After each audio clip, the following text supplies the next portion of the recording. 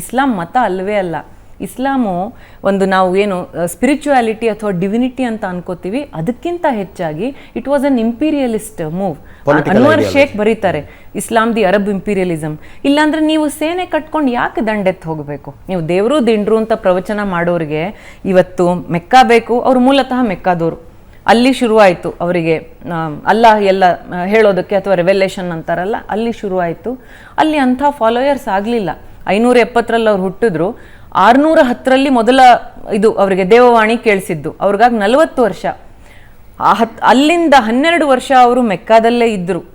ಜನಕ್ಕೆ ಬಹಳ ಬೇಸರ ಆಗೋದು, ಯಾಕಂದ್ರೆ ಆಗ ಅಲ್ಲಿ ಯಹೂದ್ಯರು ಕ್ರೈಸ್ತರು ಈ ಸಂತೆ ಸೇರುತ್ತೆ ನೋಡಿ, ಒಕಾಜ್ ಅಂತ ಮದೀನಾ ಹತ್ರದ ಪ್ರದೇಶಗಳಲ್ಲಿ ಸಂತೆ ತರ ಎಲ್ಲರೂ ಬರೋರು.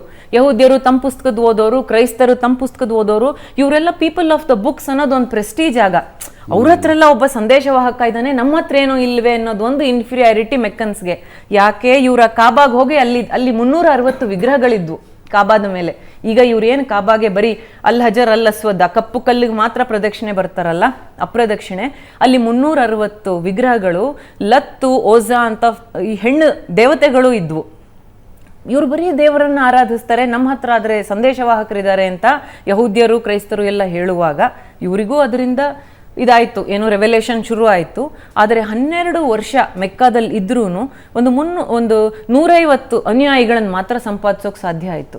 ಮದೀನಾಗೆ ಹೋದರು, ಅಲ್ಲಿ ಎಲ್ಲ ಒಂದೊಂದಾಗಿ ಯುದ್ಧಗಳು ಶುರುವಾಗಿ ಮದೀನಾದಲ್ಲಿರೋ ಕುರೇಶ್ಗಳನ್ನೆಲ್ಲ ಅವರು ಇವ್ರ ದಾರಿಗೆ ಬರಲಿಲ್ಲ ಅವರು ಅಂತ ಅವರನ್ನೆಲ್ಲ ಕೊಂದು, ಆಮೇಲಿಂದ ಒಂದ್ರ ಮೇಲೊಂದು ದಾಳಿ. ಯಾಕೆ?